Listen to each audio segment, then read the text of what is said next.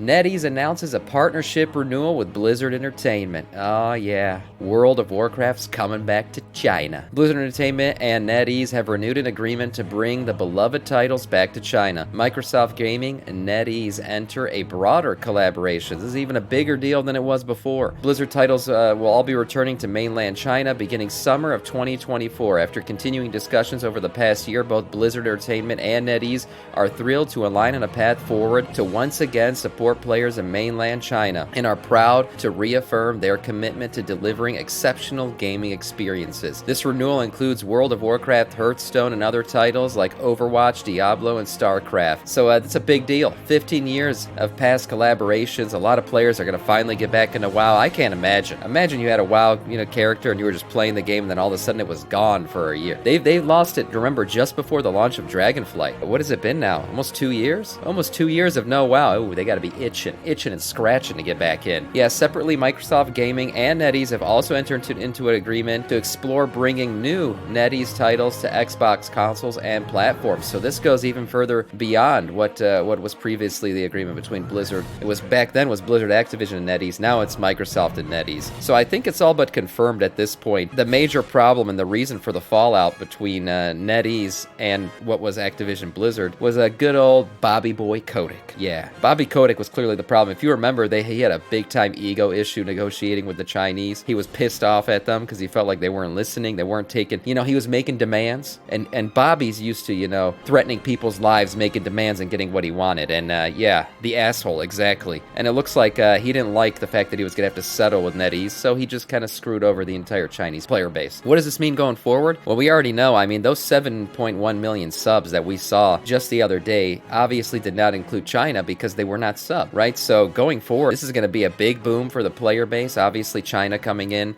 We don't play with them. I play on NA servers, so it's not going to affect us in the game. But what it will affect is the bottom line for Blizzard, which is great. Blizzard making more money is always a good thing. Blizzard bringing in more money in terms of, Microsoft's a good thing, and hopefully it means more content and more good things to come out of the games that we know and love from Blizzard. If you remember back when the whole fallout happened, there was a big Goral statue, right, sitting at the NetEase Blizzard headquarters out in China, and they had a big ceremonial destruction of that thing, right? They took chainsaws to it. We saw the video of it back then, and basically they're gonna rebuild Goral. So yes, things are so good now between Blizzard and NetEase that they are gonna rebuild Goral. They're gonna design a new Goral statue, and they are gonna implement some comments from previous WoW players. They want to support WoW content creators in China, and they're doing a little contest where there's going to be comments, I guess, engraved on this new Goral statue. And if your comment wins, you get a little package from Blizzard. I don't know, it's worth 500 RMB. I don't even know what that currency is. But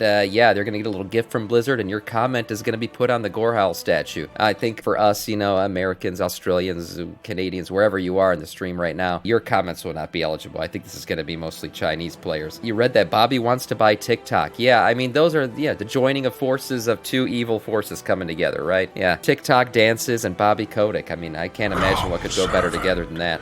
We have a realm to destroy. Macho Cham, thank you for the follow, man, and welcome to our Scourge. Moving on from China back to mainland USA and everybody else who's playing this game right now, you might be still experiencing problems with your Primal Storms. Yeah, that's right. While the Chinese issue, Cadence. Oh my god, 12 months. That's a 1 year. It's only been a year? I would swear I've spent 20 years waiting for Sam to finish reacting and actually play the game KFFC Sleep. Fair enough. Yeah, that's probably true. 1 year of watching Sam, you've probably watched about, on average, 14 hours of React content a day and 2 hours of gameplay. What a great thing to see. Thank you so much, Cadence. 1 year being a Death Knight of our Scourge. I appreciate that. Yes, Primal Storms have still had issues. Blizzard's been trying to fix this. If you've been trying to do the Primal Storms, Blizzard implemented what they wanted to do was help the player base, right? So they implemented a fix which was basically supposed to create more Primal Storms, specifically 2 at once in 2 different zones, so people could do them more often, because people are trying to get the good boy mount, the big doggy boy, and we're going to talk a little bit about that one too. There was a change to it. People were trying to do it, and part of the achievement that you got to get is a Primal Storm achievement. So Blizzard wanted to help the player base out, and by doing that, they actually broke the game. Yeah, Primal Storms have been having major issues, and Blizzard said they're working on it. They released a blue post yesterday just letting people know that they are working on it, and hopefully that fix will be implemented on the Tuesday reset. So they said bear with us until the next Tuesday reset. Hopefully the Primal Storms issue will be fixed, and you will be able to get your good boy mount. What's wrong with them? I believe people are not even getting into them. They're not getting credit for them. They're not showing up for people. Yeah, the storms are an issue. They're a big funnel right now for the achievement. So if you've been able to do them, you've been maybe one of the lucky few, but I know this is a big problem for a lot of people. I've been seeing it in chat all the time that people are having issues with the Primal Storms. So this should be fixed soon. Another thing coming soon, the 10.2.7 PTR looks like it's going to go live. Yes. This thing just showed up. It's currently on the BattleNet launcher and will be going live very soon, it looks like. So maybe we're going to find out what that whole time running pandemonium thing's all about. Remember, 10.2.7 is going to bring us time running pandemonium. It's going to bring us the Harbinger quest lines, which is going to be some new Zalateth storylines leading into the War Within. And it's going to bring, what is it, Troll and who else, Heritage Armor? 2 new races are getting Heritage Armor quest lines. I know Troll is one of them. I forgot what the second one is. Someone in chat can remind me. And some other little cool tidbit events that are going to be coming in 10.2.7. So that's exciting. Mainly time running pandemonium is what we want to know about. What is that shit all about? What's going to be happening with it? We have no idea still. Blizzard's kept that one undercover. We do know it's a PvE event. All the Plunderstorm haters can put their pitchforks down just for a little bit. Yes, this is the one, the good boy mount, the one that everybody's been chasing. And unfortunately, Blizzard just nerfed it. Yeah, so originally the good boy mount was massive, almost the size of a mammoth mount. So that's pretty badass.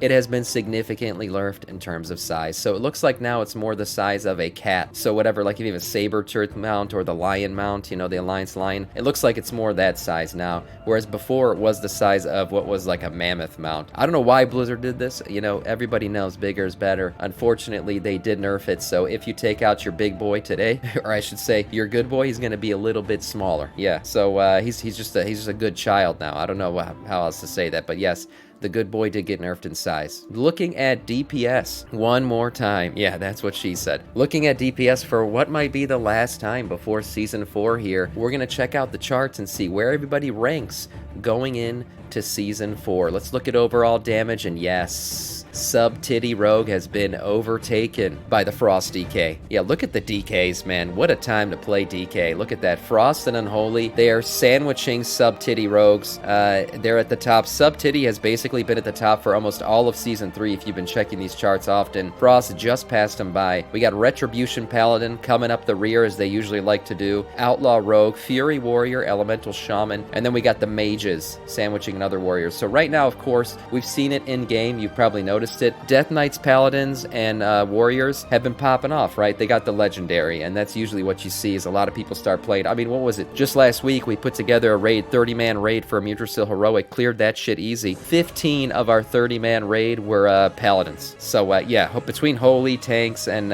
Retribution, Paladins are very much a playable class right now. Everybody's in there doing it. Looking at the bottom here, Augmentation's always a little bit off. Beast Mastery, Hunter. Hunters have been in tough spots, for sure. Survival, Marksmanship, and Beast Mastery all at the bottom. Now, this is overall damage. Let's see what the boss damage looks like. Sub-Titty still holding a slight lead in terms of single target boss damage, followed up by Unholy, Ret, Balanced Druid, Frost DK, Feral Druid, Arms Warrior, and Get that ass Rogue. Yes, Fire Mage is the top DPS spec right now for mages. We see Shadow Priest doing pretty well. I've been noticing that. Warlocks and Hunters have been sitting, you know, in an awkward spot. I'm not used to Warlocks sitting where they're sitting right now, but Destruction Warlock for single target is the best they've got, and that's really mid-tier right now. Again, you can always have high skill. You know, high skill makes up for, you know, these charts, of course, and low skill also can drop you in these charts. Just because you're playing some Sub-Titty Rogue doesn't mean you're going to be top DPS, unless you're good at the game and you're highly geared. Looking at the overall movement here, who are the big movers up and down? As we said, Frost DK finally overtook Sub-Titty and overall moving up that one spot. The biggest mover up was actually, it looks like we got a couple here. Ass Rogue moved up 3 spots, Balanced Druid up 3. The biggest mover down, oh, Survival Hunter. Like I said, Hunters have been they've been all right lately. They've been all right. You know, they're still doing their pre-countdown polls, so you can always count on them for that. But in terms of their DPS, you can't really count on them for it right now. Lowing down 7 spots for Survival. My God, they took a nerf hammer there. That is all for the DPS right now. Moving into Season 4, we'll see what changes happen.